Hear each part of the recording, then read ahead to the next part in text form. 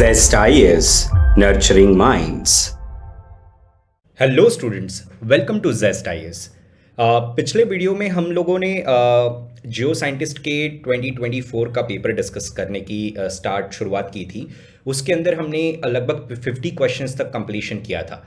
I just give you a quick recap कि ये क्यों करना चाहिए, why it is important to understand कि जियो साइंटिस्ट का जो फरवरी में 2024 के अंदर यूपीएससी ने पेपर कंडक्ट किया था, उसके अंदर हमें क्या सीखने को मिल सकता है। तो we discussed in the last video also, ये 5 पॉइंट्स है जो हम सीख सकते हैं। पहला तो mood off the UPSC. Mood off the UPSC के अंदर किस तरीके के करंट अफेयर्स पे फोकस कर रहा है, कौन से पैटर्न्स चेंज हो रहे हैं, क्या डेप्थ है वर्टिकली हॉरिजॉन्टली। उसके साथ पीवाईक्यू के एनालिसिस के नए नए आयाम हम सीखेंगे। फिर उसके बाद ऑप्शन बेस्ड एनालिसिस, जो रॉन्ग ऑप्शंस है उन्हें भी हमें एनालाइज करना बहुत ज़रूरी है, क्योंकि बहुत बार देखा गया है कि रॉन्ग ऑप्शंस को भी यूपीएससी किसी न किसी फॉर्म में यूज़ करता है अगले एग्ज़ाम्स में। पैटर्न में कुछ चेंज है या नहीं है वो भी हमें समझ में आता है। और सबसे इम्पॉर्टेंट चीज़ ये है कि जो हमने हाई इम्पैक्ट थीम्स पहले डिस्कस की है वीडियोस में, उनको कैसे रिफ्लेक्शन मिल रहा है या नहीं, क्या हमने right high impact themes pick की है या नहीं, तो इसका एक हमें स्ट्रक्चर मिलता है। तो this is just a quick overview जो हमने लास्ट वीडियो में भी किया था till 50 questions. Now we will move on to the 51st question. Who among the following has written 3 works on science of music called Sangita Raja, संगीत मीमांसा and शुद्ध प्रबंधा। तो इसका आंसर है Maharana Kumbha of Mewar. Answer is D. Let's understand all of the options and a little bit more information on all of these. तो Maharana Kumbha of Mewar is you can see the territory where he ruled. Now we will see every option जहाँ से हम कुछ information extract कर सकते हैं या नहीं। Maharana Kumbha of Mewar in the form of music and art, he was very well versed with the playing veena. He also authored a contemporary on Jayadev's Gita Govinda, जो कि एक इंसाइट प्रोवाइड करता है ऑन चंदी शक्तम। अब इन्होंने जो किताबें लिखी है on the music literature, it is संगीत राज, संगीत मीमांसा, संगीत रत्नकार एंड शुद्ध प्रबंध। अब कुंभ रोड 4 ड्रामाज ऑल्सो, जो कि संस्कृत, प्राकृत और राजस्थानी लैंग्वेज के अंदर है। उसके बाद अगर हम आर्किटेक्चर की बात करें तो सिमिलरली अगर क्वेश्चन म्यूजिक पे है तो हमें थोड़ा सा आर्किटेक्चर भी उनका देखना चाहिए।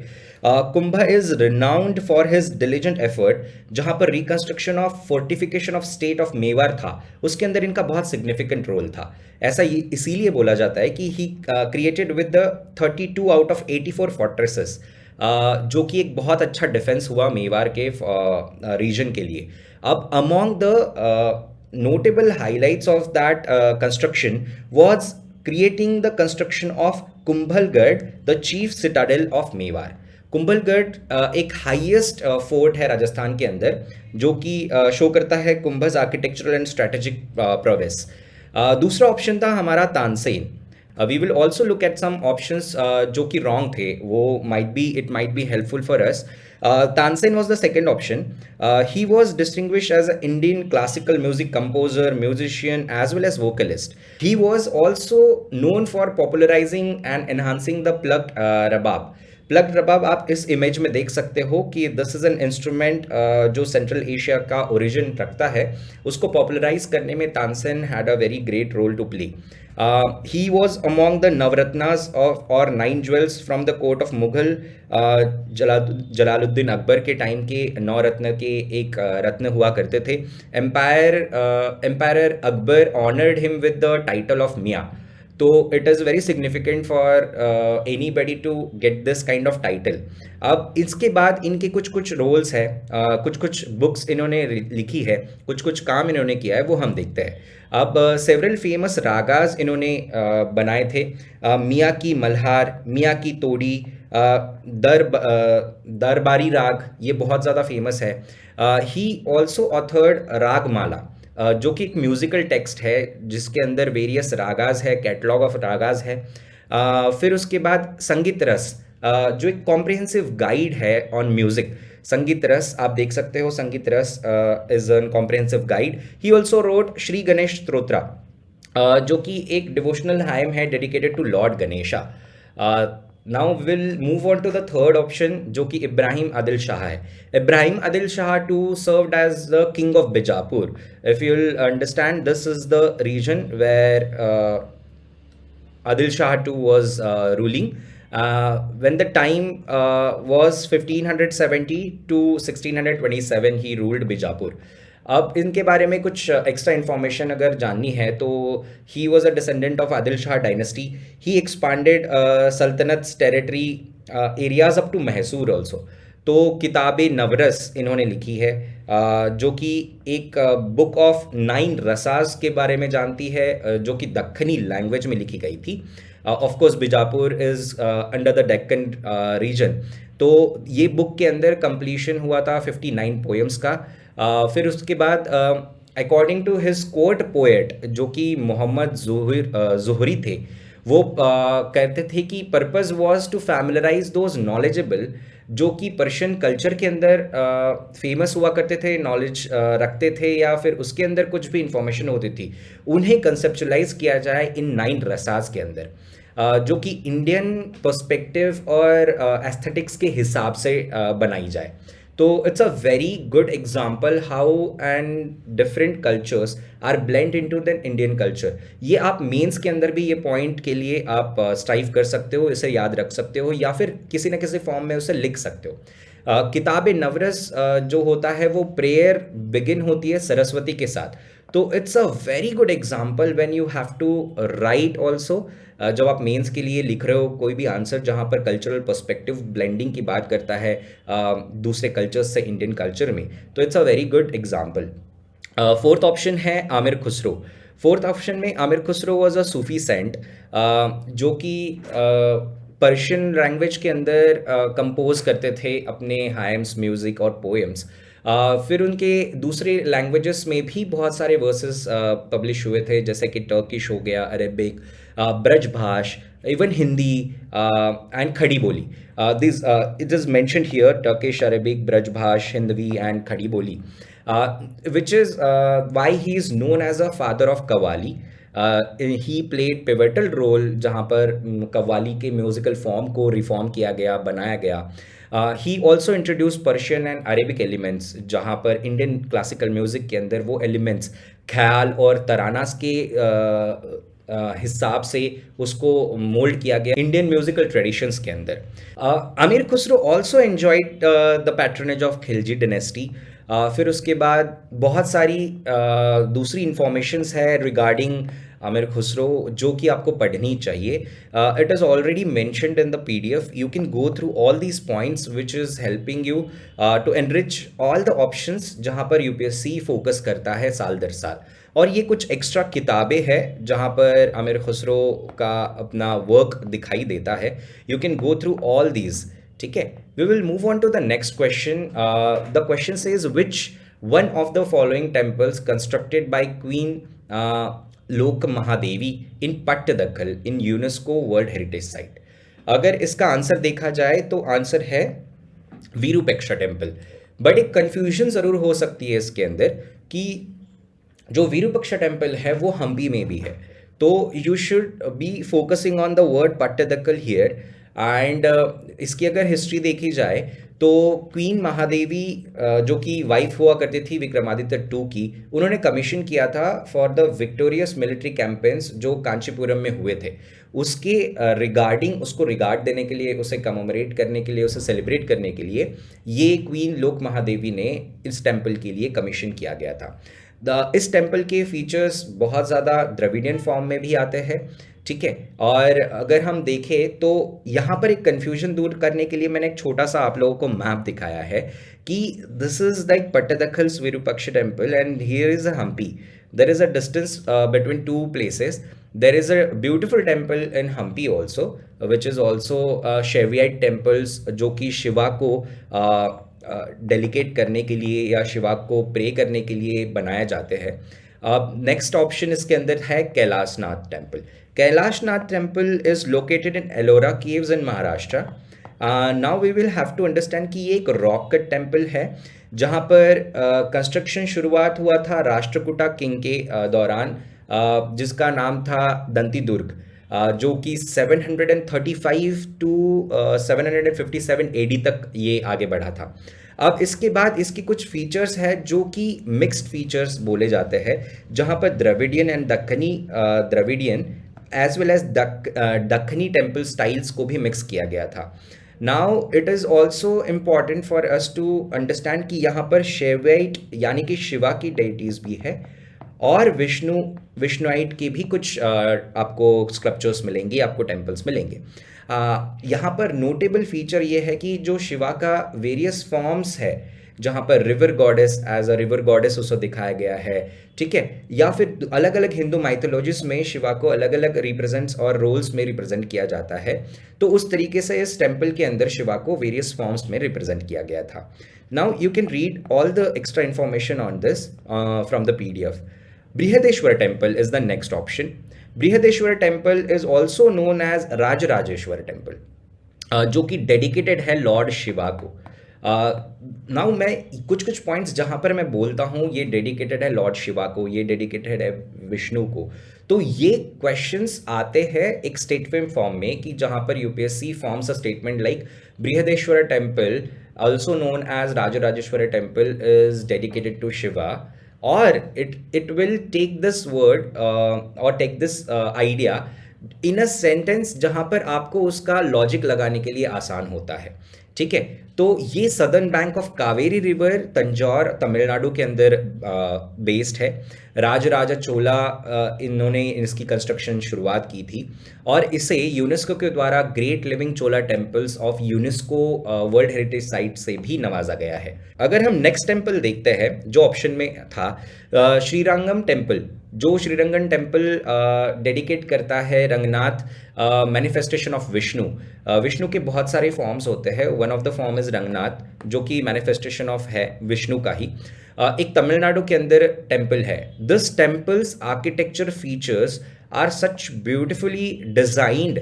इसके बारे में अगर हम जानना चाहें extra, the temple is the largest temple complex in India and also ranks among the world's largest religious complexes. तो it's a very beautiful temple in Tamil Nadu. जब हम बात करते हैं इसकी स्टाइल की, तो it's a Dravidian architectural style.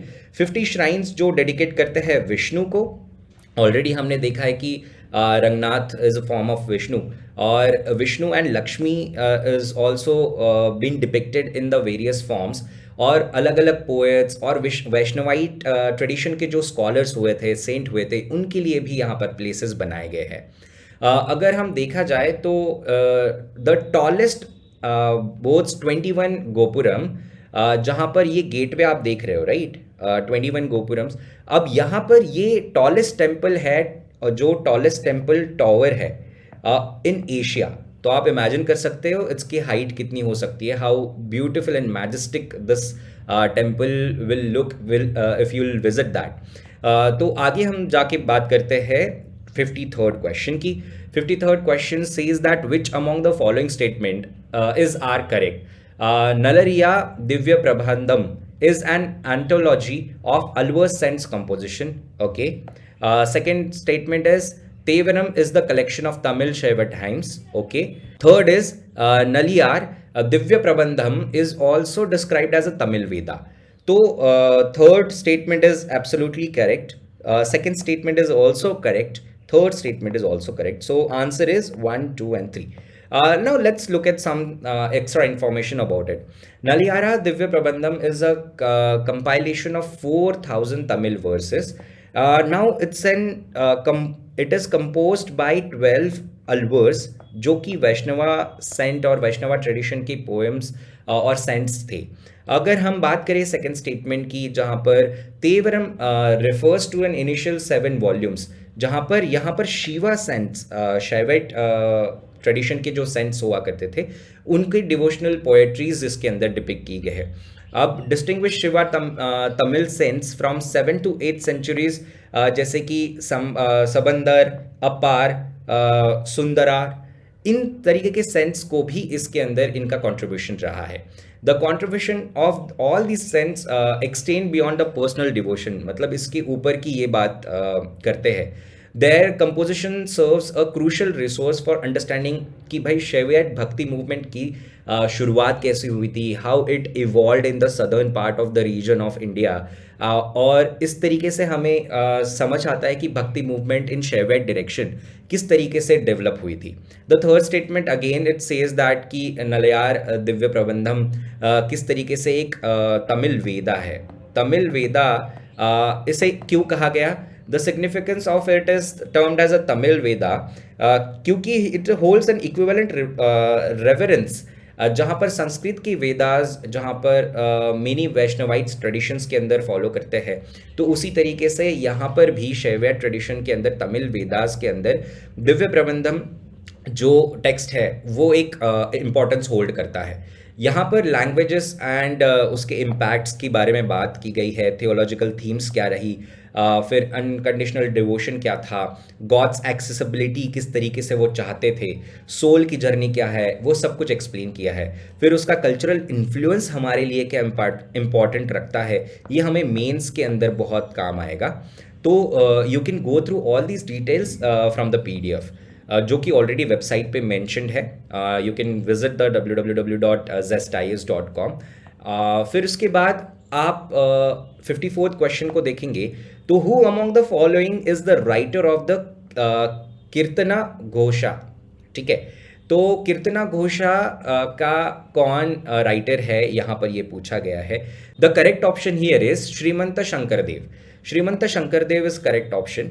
Now let's look at some important facts about it.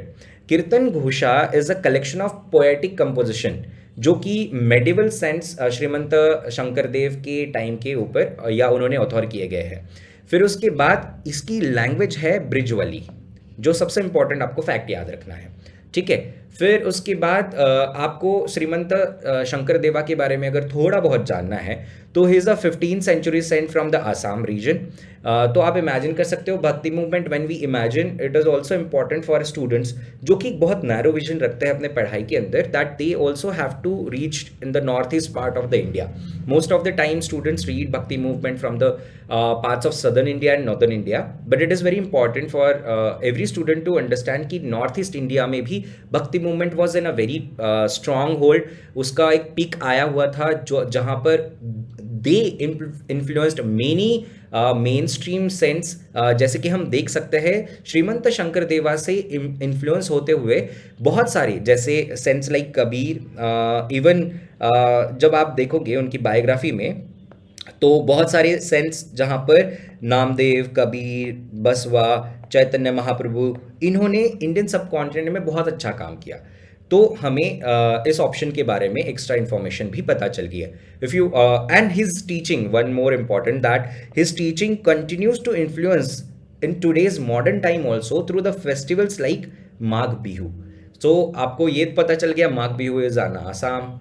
ठीक है, तो आप इस तरीके से अपना एक्सटेंडेड नॉलेज ट्री बढ़ा सकते हो. When you are reading one topic, one information, you also have to link that information in various aspects. जहाँ पर यूपीएससी का सिलेबस ग्रो करता है वहाँ पर आपकी थॉट प्रोसेस भी उन्हीं डायरेक्शंस में ग्रो करनी चाहिए. Now we will move on to the next question which is 55. If we will look at the question says that which one of the following proposition from the book History of British India by James Mill is correct.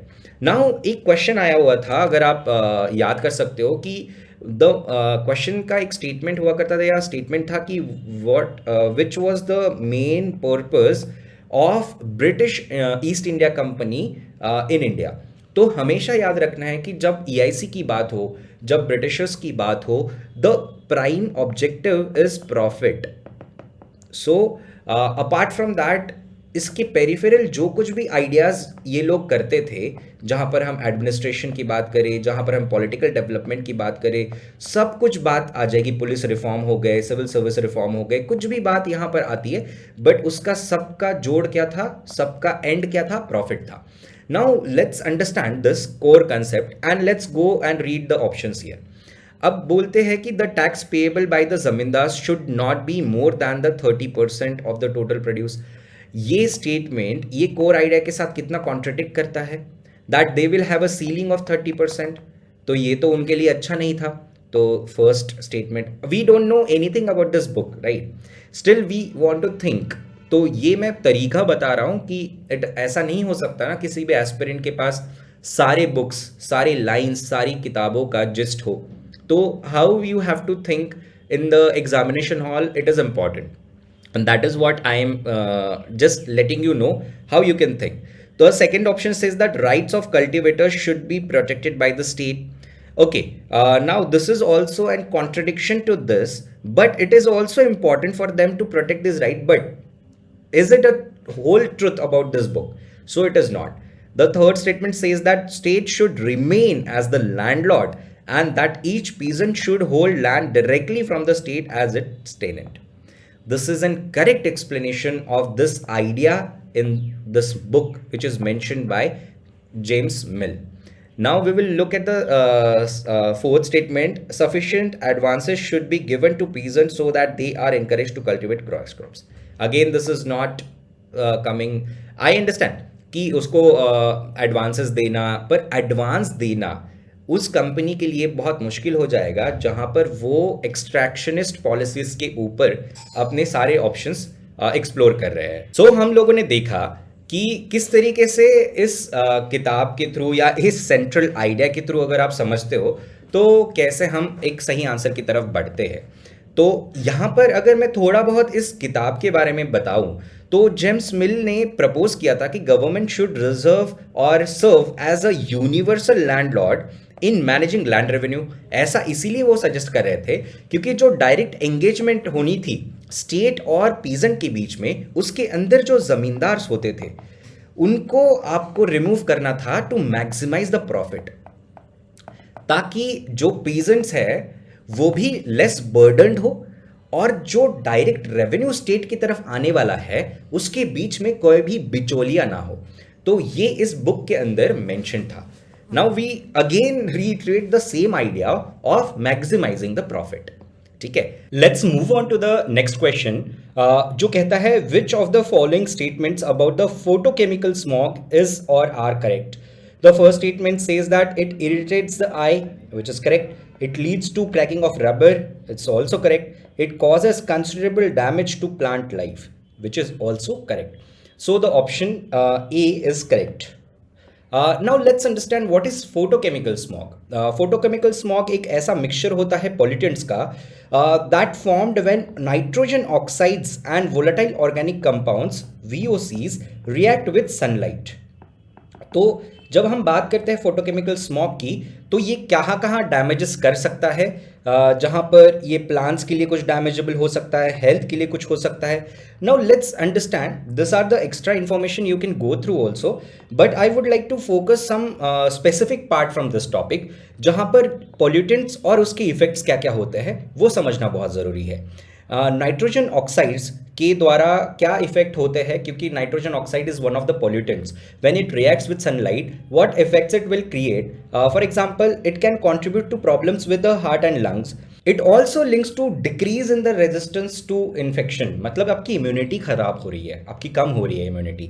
दूसरे जो volatile organic compounds होते हैं जिसे हम VOCs भी कहते हैं, उसकी वजह से हमें आई इरिटेशन होता है, रेस्पिरेटरी प्रॉब्लम्स होती है, फिर उसके बाद कार्सिनोजेनस यानी कि कैंसरस भी कुछ एलिमेंट्स होते हैं वो प्रोसेस के अंदर हमें इम्पैक्ट करते हैं। ओजोन के द्वारा क्या हो सकता है, ओजोन के द्वारा कफिंग एंड विजिंग होता है, आई का इरिटेशन, फिर again respiratory problems.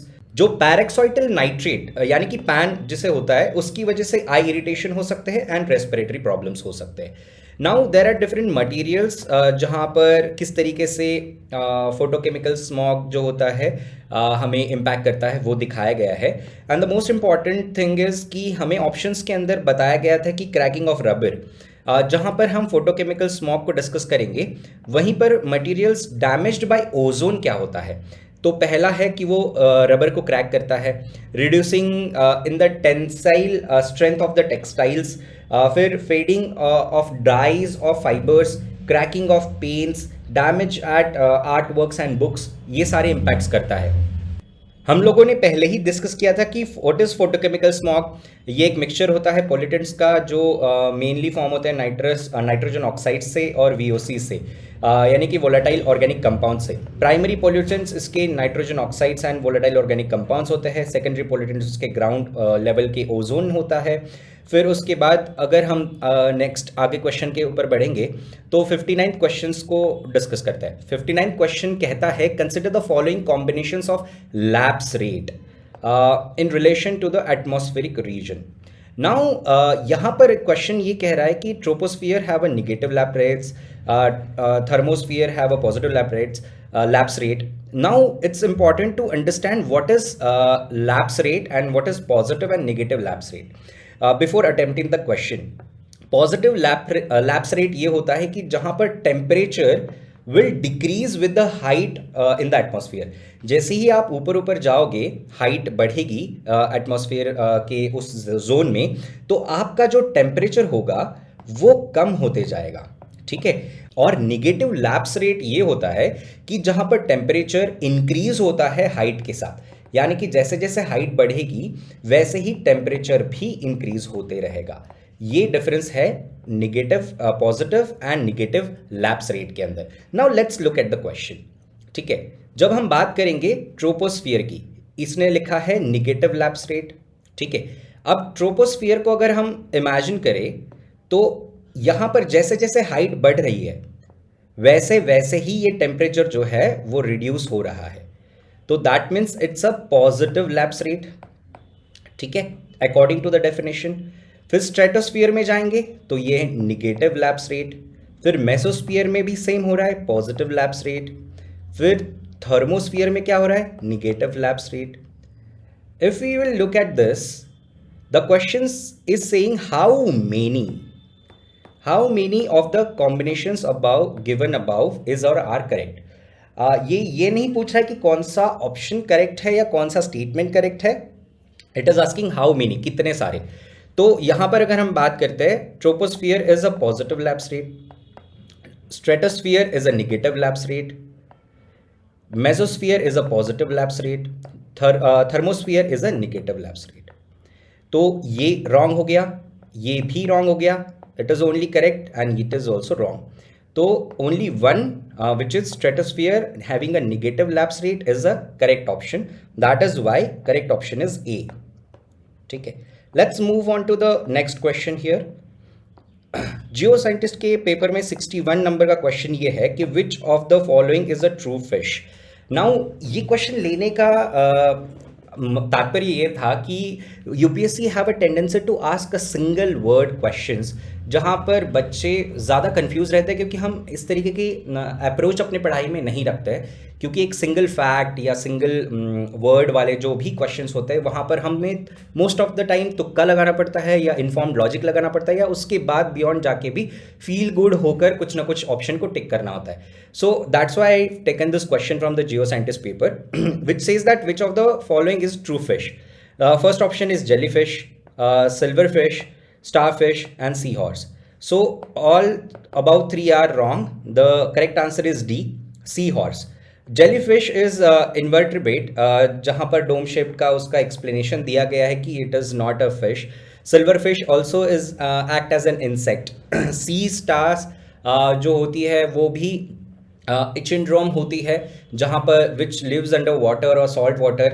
But the true fish is seahorse. Tiny fish होती है, उसका हेड एक हॉर्स के शेप का होता है, that's why it is called sea horse, but it is one of the true fish. Next question is 64, which among the following group of organisms produces their own food. It's a very simple and straightforward question, इसको मुझे ज़्यादा explanation करने की या explain करने की ज़रूरत नहीं पड़नी चाहिए। The correct answer is autotrophs. तो ऑटोट्रॉप्स वो होते हैं जो अपना खाना, अपना फूड खुद बनाते हैं। The next question is which of the following is appropriate sequential order of ecological succession. It's a very very important question. This question is testing your very basic concept of ecological succession in environment and ecology. तो इसका answer है nudation, invasion, competition and coaction, even after that reaction and stabilization. So the correct answer is B. Let's understand how this process works. First is nudation. Nudation के अंदर जो कोई भी land होती है, एरिया होता है, वो बैरन होता है, यानी कि सब कुछ तबाह हो जाएगा, दैट इज न्यूडेशन. फिर उसके अंदर कुछ ऑर्गेनिजम्स जो होती है वो इन्वेजन करती है, उसने अपना बसेरा बनाना शुरू करते हैं. The next part in that, because of the limited resources this land, barren land has, there will be a competition among these organisms. Then this third stage comes in competition and control. The next part of this competition comes as a reaction, and after this reaction, the stabilization of the species will happen, and the ecological succession will be more complex and will reach up to its climax, where the species and the ecology of the successive area is becoming more stable, because there is the process which followed, having a competition, having a reaction, and also having some kind of victorious stabilization for the organisms in that region. These all steps are mentioned in briefly in the PDF. You can go through this PDF. The next question is, which one among the following statement is not correct as per the Constitution of India? The first statement says the National Commission for Minorities appoints a special officer for linguistic minority. So it is asking a not correct. So it is appointed by president. No, that is why it is a wrong option, and correct option is also A. This is all mentioned in Article 350 B, subsection B, and Article 351. The other options are, it shall be the duty of union to develop Hindi language as a medium of expression for all the elements of the composite culture of India. It is also correct, which is also mentioned in Article 351. The word Hindustani is mentioned in Constitution with reference to the enrichment of Hindi language. As we can see, the Article 351 mentions this word of Hindustani. Then the fourth option, every state shall endeavor to provide adequate facilities for instructions in the mother tongue at the primary stage of the education to children belonging to minority groups. Now it is also mentioned in Article 350A, it shall be the endeavor of every state to have every local authority within the state to provide adequate facility for instructions in mother tongue at the primary stage of education of children belonging to the linguistic minority groups, and the president may issue such direction to any state. ठीक है, तो as we can see, all the options are correct, and it is also mentioned in the Constitution of India. Now let's move on to the next question. ये थोड़ा सा अटपटा question जरूर लग सकता है आपको. Given below are the four legal terms or maxims, which one of them means no man or person shall be condemned unheard. Now कोई भी ऐसा व्यक्ति जो अपने हियरिंग के बिना ही कोई ट्रायल से ना जाए, सबको सुनने का मौका मिले, सबको अपना पक्ष रखने का मौका मिले, ऐसा कौन सा टर्म है जो लीगल फ्रैटर्निटीज़ या फिर जुडिशियल प्रोसीडिंग्स में मैक्सिम्स यूज़ होते हैं? तो इसका करेक्ट ऑप्शन ये है, ऑडी अल्टरम पार्टम. नाउ अगर हम देखें हर एक टर्म को सेपरेटली एक्सप्लेन करने की कोशिश करें, तो पहले हम कोशिश करते हैं ऑडी अल्टरम पार्टम को एक्सप्लेन करें. ये एक ऐसी आइडिया है जहां पर फेयरनेस को इस्टेब्लिश करने की बात करता है, जहां पर ये बात करते हैं here the other side also, यानी कि सबको अपना पक्ष रखने का मौका मिले. The simple next option is autrefois acquit. Autrefois acquit is about double jeopardy, यानी कि जो कोई भी इंसान कोर्ट प्रोसीडिंग के अंदर गया है और उसे वहाँ से एक्विटल मिला है, यानी कि उसे एक्विटल मिला है या फिर उसे आप बोल सकते हो कि बरी किया गया हो, तो उस केस में उसे दोबारा से मल्टीपल टाइम्स ट्राई नहीं किया जा सकता फॉर द सेम ऑफेंस. ठीक है, अब नेक्स्ट आता है नॉन बायस इन आइटम. अब ये भी डबल जेओपार्डी है, बट इन दोनों में एक मेजर और माइनर डिफरेंसेस ये है कि जो ऑट्रेफियस एक्विट होता है उसके अंदर जो व्यक्ति को बरी किया जाता है अपने जो कुछ भी इल्ज़ामों के तहत, उसके बाद उसे कोई भी सेम ऑफेंस के लिए या उसके बाद उसे सेम ऑफेंसेस के लिए ट्रायल नहीं किया जा सकता. लेकिन नॉन बायस आइटम के अंदर वो चाहे बरी हुआ हो या फिर उसे दोषी करार दिया गया हो, इन दोनों केसेस में नॉन बेस आइटम के अंदर इसका होराइजन बढ़ जाता है। ये इसका की डिफरेंस भी यहाँ पर मेंशन्ड है, आप इसके थ्रू जा सकते हो। Habeas corpus is a writ, जहाँ पर आर्टिकल 32 के अंदर मेंशन भी है, आप उसके थ्रू पढ़ सकते हो from the PDF. In the next question what we will see is which of the following statement as per the third schedule of the constitution of India is correct. Now आपको question को हम approach तो करेंगे, लेकिन उससे पहले हमने जो हाई इम्पैक्ट थीम्स हिट के अंदर, जो फर्स्ट वीडियो के अंदर और जो पीडीएफ में हम लोगों ने आपको प्रोवाइड की है, वहाँ पर हम लोगों ने जहाँ पर भी शेड्यूल्स की बात है, शेड्यूल्स को बहुत अच्छे से हाईलाइट किया है। Now you will have to understand कि किस तरीके से शेड्यूल्स फॉलो किए जाते हैं, और आपको भी शेड्यूल्स के ऊपर थोड़ा सा गहराई से डेप्थ के साथ पढ़ाई करनी ज़रूरी है। Now let's come to the question. It says the member of parliament is free to take oath or affirmation by swearing in the name of the god. अब ये it's a true statement. The second statement says the जज of the supreme court has to take the oath or affirmation by swearing in the name of constitution of India. Now यहाँ पर सिर्फ और सिर्फ अगर हम बात करें शेड्यूल थर्ड की, तो according to constitution it's a screenshot of it, जहाँ पर हम बात करते कि हाउ सेक्रेटरी फॉर और anybody who is taking the oath will take I this swear in the name of God or solemnly affirm.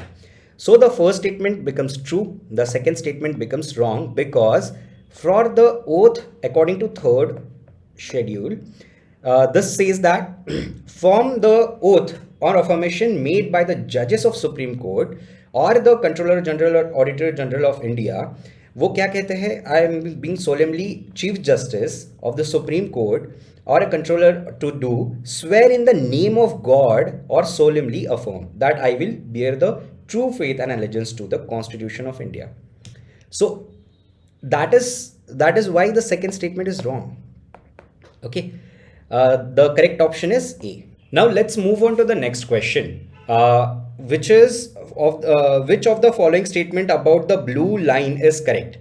अगर हम देखें कि ये जो एक क्वेश्चन आया है यूपीएससी के अंदर, हर बार ये देखा गया कि यूपीएससी जो भी क्वेश्चन पूछता है उसका अगर ये फॉर्मेट है, यहाँ पर क्वेश्चन है, यहाँ पर 1 2 3 स्टेटमेंट्स है, तो ये तीनों स्टेटमेंट्स एक दूसरे के साथ बहुत क्लोजली कोरिलेशन रखते हैं। लेकिन यहाँ पर ब्लू लाइन एक ऐसा इनिशिएटिव है जहाँ पर 2 जगह उसको अलग अलग डायरेक्शन में लिया गया है।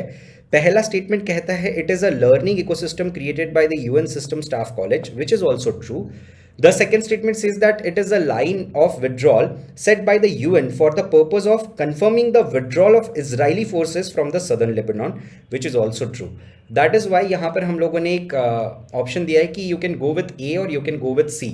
अगर हम बात करें द ब्लू लाइन इनिशिएटिव की, the blue line global learning hub जहाँ पर डिज़ाइन किया है यूएन फॉर द यूएन, यहाँ पर हमें देखने को मिलता है कि blue line is a learning ecosystem created by the UN system staff college with a precise ambition. ठीक है, और अगर हम दूसरा ऑप्शन देखें, दूसरा स्टेटमेंट देखें, blue line between Israel and Lebanon, जो कि इस्टेब्लिश किया है यूनाइटेड नेशंस ने इन द ईयर ऑफ 2000, जो मार्क करता है withdrawal of Israeli military forces from the southern Lebanon, which is the exact statement of, in the second statement. That is why we have given 2 options for you, and the extra information about the same is also given in the PDF. Let's move on to the next question. Which of the following statement about the GPAI यानी कि Global Partnership on Artificial Intelligence is correct?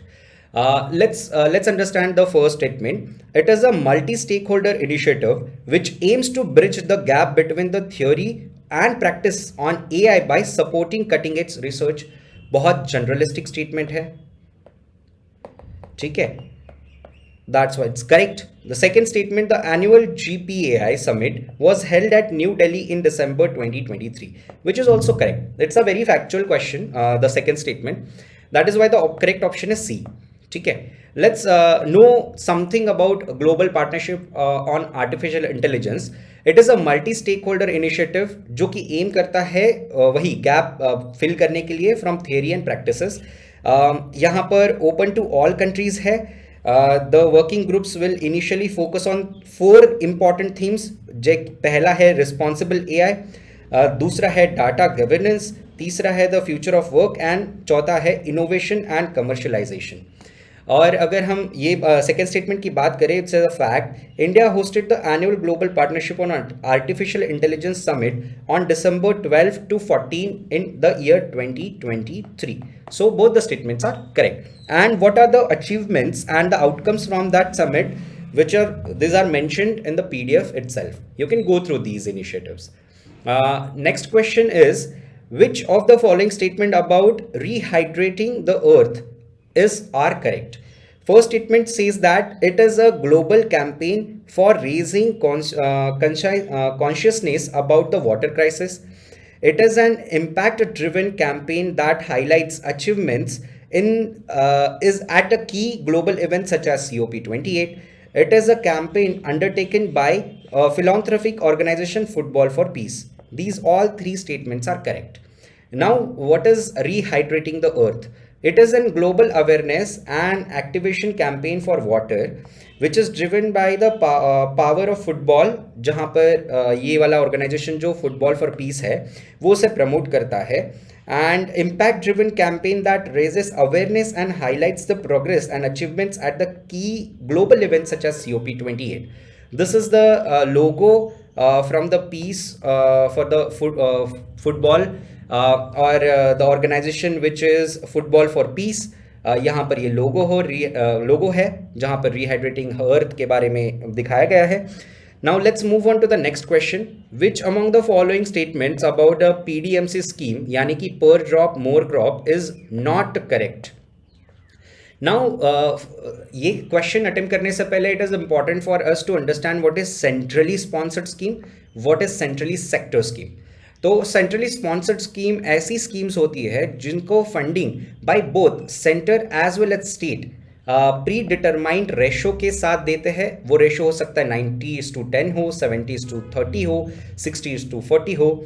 Generally हमने देखा है कि जो schemes होती है अगर वो सेंट्रली स्पॉन्सर्ड स्कीम है तो वहाँ पर जो 90:10 का रेशो होता है वो नॉर्थ ईस्टर्न स्टेट्स के लिए होता है, जो बॉर्डरिंग एरियाज होते हैं उनके लिए होता है, जो डेवलपमेंट में लैक करते हैं वो स्टेट्स के लिए 90:10 रेशो होता है।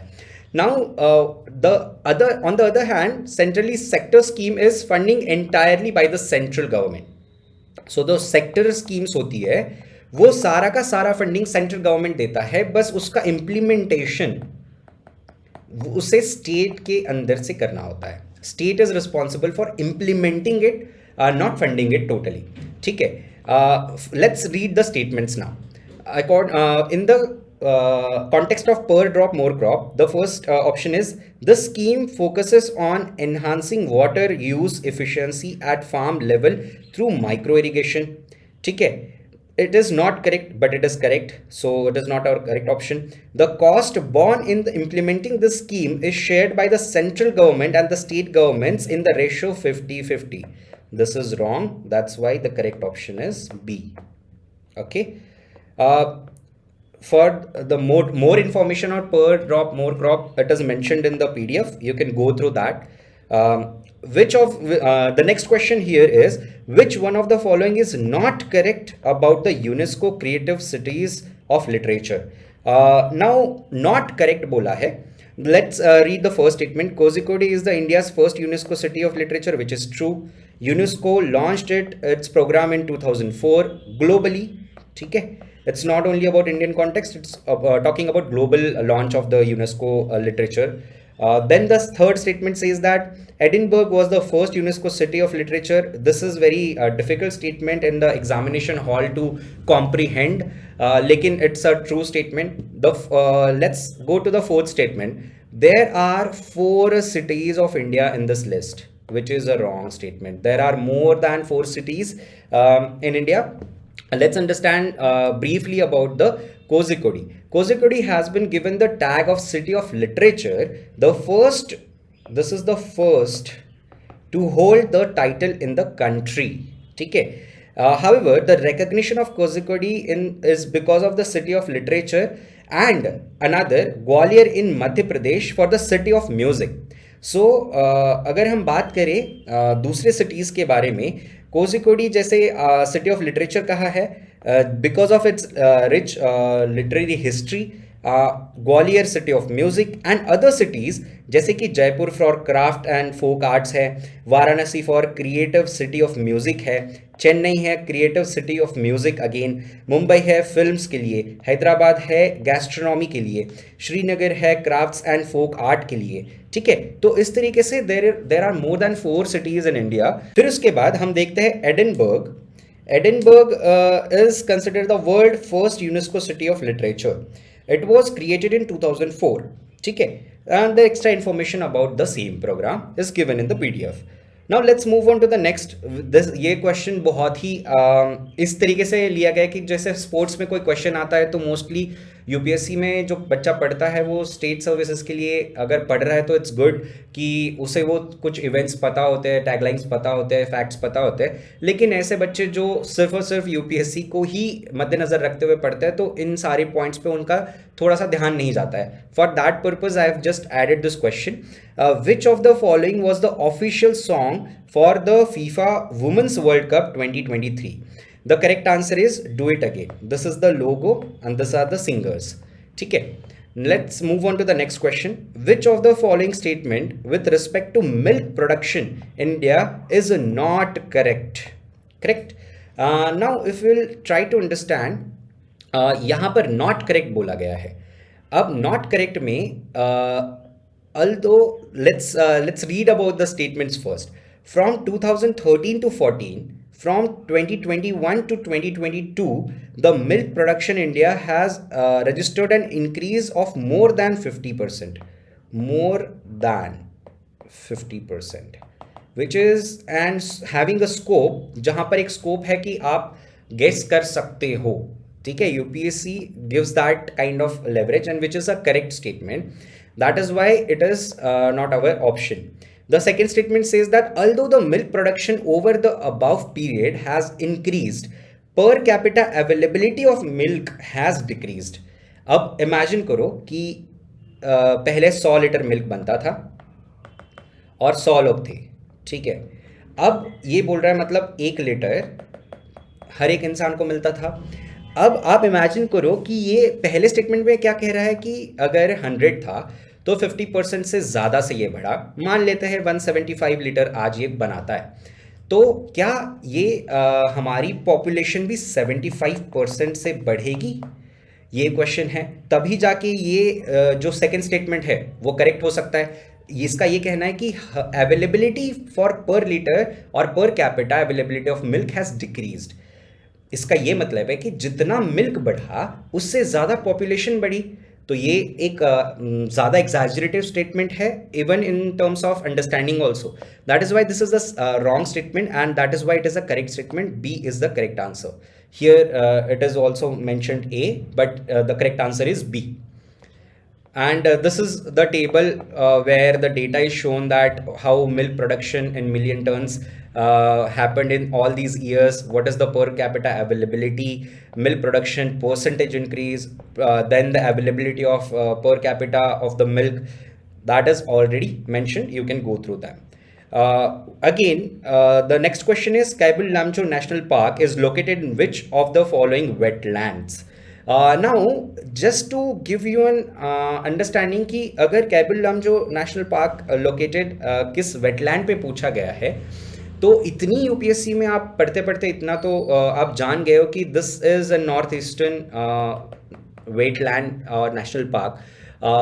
फिर आपको ये पता होना चाहिए कि आप उड़ीसा को हटा सकते थे एंड अगर आपको कन्फ्यूजन होने का राइट है तो आप इन तीनों में हो सकते थे। ठीक है, let's move on to the option that one Loktak lake of Manipur is correct. ठीक है, अगर आप कैबल लामजो नेशनल पार्क के बारे में एक्स्ट्रा कुछ इन्फॉर्मेशन जानना चाहते हो तो लोकतक लेक मणिपुर के यहाँ पर वो लोकेटेड है।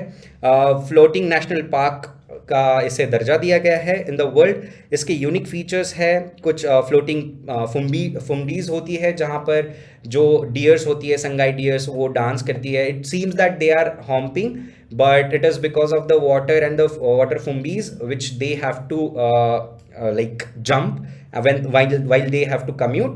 तो इस तरीके के कुछ फैक्ट्स है इसके अंदर, आप देख सकते हो। Again the wrong options are also mentioned. What is Chilika lagoon of Odisha, what is the information about it. Deepor Beel Assam के बारे में भी यहाँ पर मैंशनड है।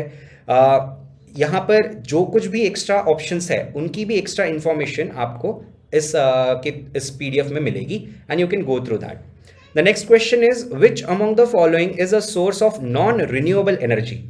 This is important because generally हम नॉन रिन्यूएबल एनर्जीज को जब हम डिस्कस करते हैं तो हमारे पास वो इमेजिनेशन नहीं होता है कि जहाँ पे हम बहुत नैरो लेवल पे जाके सोच सके, जहाँ पर geothermal energy, nuclear energy, biomass, hydro power. अब इसके अंदर जियोथर्मल एनर्जी एक रिन्यूएबल एनर्जी सोर्स है, biomass is a renewable energy source, hydro power is an renewable energy source. यहाँ पर इस पिक्चर में बहुत आसानी से दिखाया गया है कि रिन्यूएबल एनर्जी सोर्सेस क्या क्या है। सोलर एनर्जी है, हाइड्रो पावर है, जियोथर्मल एनर्जी है, विंड एनर्जी है, बायोमास एनर्जी है। यहाँ पर नॉन रिन्यूएबल एनर्जी सोर्सेस के अंदर फॉसिल फ्यूल है, कोल है, नेचुरल गैस है, न्यूक्लियर है। सो nuclear, natural gas, all are non-renewable energy sources. Let's move on to the next question. Which of the following institution is not in the World Bank group? The first is International Center for Settlement of Investment Disputes, which is one of the core groups of World Bank. फिर उसके बाद Multilateral Investment Guarantee Agency, MIGA is also one of it. Third is Investment Policy Framework for Sustainable Development. This is not the part of the World Bank group. That is why it is the correct option C. The fourth option is International Finance Corporation, IFC. It is a part of the World Bank. The extra information on everything is given, and the option which is being wrong and which is a correct option for us, which key objectives of IPFSD is also mentioned. You should read about this also for your future examination in 2024 for prelims, CSE prelims. The next question is about match the pair, Ramsar site and the state they belong to. First is the select answer using code given below. Now which is not correctly matched बोल रहा है. The first important thing is Koleru Lake. Koleru Lake is in Andhra Pradesh, so it is not correctly matched. ठीक है. The second is Satkoshia George. It is correctly matched. Kanjali Lake. It is correctly matched. Pala Wetland, which is Mizoram. So the only wrongly matched pair is first Koleru Lake, Telangana, which is Andhra Pradesh. So you get extra information on every option which is there, correct, wrong, from the PDF. You can go through that. This is the map of every wetlands. The next important question is which of the following tiger reserves are not situated in the state of Rajasthan? First of all, 3 and 4 is the correct option. These two, Kaval and Bhadra, are not located in Rajasthan. What are the 4 important tiger reserves in Rajasthan? Number 1 is Ranthambore, Sarsika, Mukundra, Ramgarh. ये 4 tiger reserves Rajasthan के अंदर located है। बाकी के सब 2 options जो wrong है उनके बारे में भी थोड़ी इंफॉर्मेशन आपको होनी चाहिए। Kawal tiger reserve is located in the Telangana state, फिर Bhadra tiger reserve is in Karnataka. Then if we'll move on to the next question, which says which of the following statement regarding the urban population in India as per the census of 2011 is or are correct?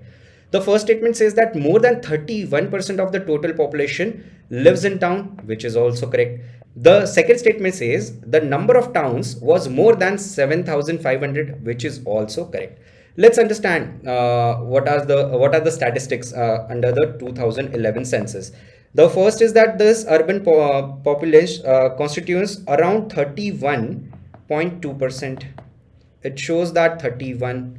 ठीक है, याद रखना जहाँ जहाँ UPSC precise होने की कोशिश करेगा वहाँ वहाँ वो करेक्ट होने की कोशिश करेगा. Over the decade from 2001 to 11, the significantly increased towns are 7,935, which is more than 7,500. Let's move on to the next question. Mangroves represent number 1, epiphytic vegetation, salt tolerant vegetation, floodplain vegetation, palaya vegetation. The correct answer for this is salt tolerant vegetation. हम mangroves को पढ़ते हैं, जब mangroves पढ़ते हैं तो हम waste Bengal को याद करते हैं, सुंदरबन को याद करते हैं, because it is a salty area where the sea is located near that, and because of that salt tolerant plants and mangroves are thriving in those areas. These are the extra information about epiphytic vegetation क्या होता है, flood plain vegetation क्या होता है, and पलाया vegetation क्या होता है। पलाया vegetation is a very unique feature जहाँ पर दो लैंड्स, जहाँ पर यहाँ पर वेट लैंड है, यहाँ ड्राई लैंड है, उसके बीच में ये अपना वेजिटेशन ग्रो करते हैं, उसे बोलते हैं पलाया वेजिटेशन।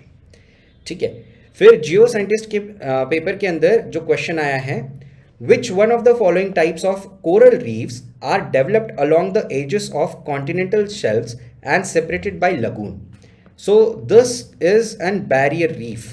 ठीक है, ये बोल ऐसे रहा है कि coral reef are developed along the edges, उसके एजेस के अलोंग ये डेवलप हो रहा है। If you can see this image, this is edges, these are the edges where the corals have developed themself. ठीक है, and that is why it is also separated by a lagoon. आप imagine कर रहे हो, this is separated by lagoon. Now let's move on to the other aspects of it, कि जैसे fringing reefs क्या होती है, अटॉल्स क्या होते हैं, ठीक है, फिर पैच रीफ्स कैसी होती है, तो ये सारा आपको इंफॉर्मेशन इस पीडीएफ के अंदर मिल जाएगा। Next question says which one among the following statement about the United nation is not correct. Let's read the first statement. All the main bodies of UN, such as General Assembly, the Security Council, the Trusteeship Council, etc., were established with the founding of the UN in 1945, which is true. Otherwise, it won't be functionally very sound कि उस time पर ये इतनी important bodies launch ना हो। Second है, the United nation system comprises not only the main bodies but also many funds, programs and specialized agencies. Of course, specialized agencies of UN system are funded by both voluntary funds as assessed contributions also. ये भी सही है। अब fourth option जाते हैं, the programmes and the funds of the UN systems are financed only through assessed contributions. आप देखो third and fourth statement कितना कॉन्ट्रडिक्टरी है कि जो स्पेशलाइज्ड एजेंसीज होती है उनको अगर वॉलंटरी कॉन्ट्रीब्यूशंस अलाउड है तो मेन फंक्शनिंग ऑफ यूएन को क्यों नहीं हो सकती है। ठीक है, तो it's a wrong option, that is why our correct option is D. ठीक है, let's move, the extra information is also mentioned in the PDF, you can go through that. The next question says, consider the following statement with reference to a report titled The Paths to Equal, published in 2023, prepared by UN Women and UNDP. ठीक है, पहला statement क्या कहता है, this report introduces 2 new indices, जिसके अंदर बोलता है women's empowerment index WEI and global gender parity index GGPI। अब ये भी ट्रू है। दूसरा स्टेटमेंट देखा जाए, less than 1% of women and girls live in a country with high women's empowerment and a small gender gap, which is also true. ठीक है, अगर इस तरीके के स्टेटमेंट को देखना है तो ये कहता क्या है कि लेस देन 1% ही ऐसी वुमेन है या लड़कियां है जो कि ऐसे कंट्री के अंदर रहती है जहां पर हाई वुमेन एम्पावरमेंट है और मिनिमम जेंडर गैप है। तो ऐसी लेस देन 1% है, which is also true, that's why the correct option is C. We can see that the report highlights less than 1% of women girls live in countries with both high levels of women empowerment and high gender parity. So that is why both options are correct. The next question is, arrange the following events in correct chronological order. Now, if we want to understand passage of anti-defection law by the Parliament of India, second statement है Mizoram was made state. Next है voting age was reduced from age 21 to 18।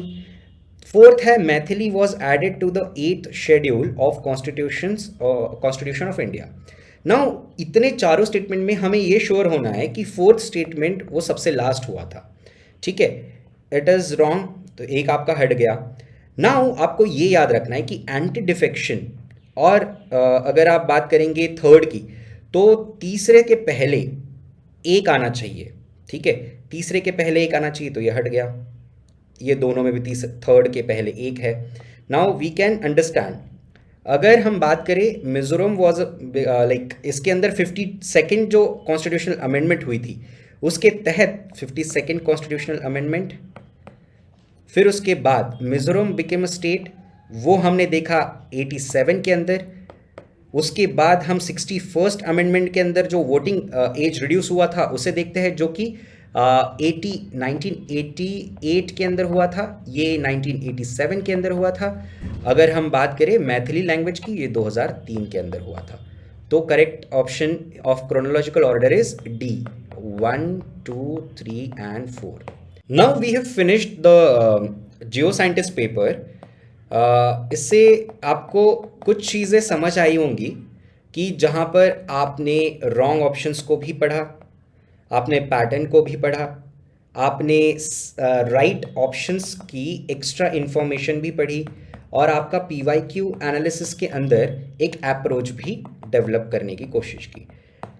My motive for this lecture was not to give you tricks, वो देनी होती तो वो भी मैं देता, लेकिन जहां पर 2023 के पैटर्न्स में हमें अप्रोच पे ज़्यादा फोकस करना है with some kind of information with you, my role was to give you that information at this point, जहां पर एक बेसिक मिनिमम इंफॉर्मेशन आपके पास हो, और आप धीरे धीरे जहां पर हमारी PYQ सीरीज है उसके थ्रू आप अपने अप्रोच को डेवलप करो। ये दोनों का जोड़ जो है वो आपको एक बेहतर एस्पिरेंट उस प्रीलिम्स के दिन बनाएगा, ताकि आप एक्स्ट्रा 5-6 क्वेश्चंस कर पाओ। That is the only goal which we are carrying. और ये कोई भी वीडियो उन सारे एस्पिरेंट्स के लिए है जो सीरियसली पढ़ना चाहता है, ठीक है। तो आई होप आपको कोई भी क्वेश्चंस हो, कोई भी आपकी क्वेरीज हो, तो you can reach out to us on our website, you can call us, if you want to just talk to us, feel free to connect with us. Thank you very much. Zest IAS, nurturing minds.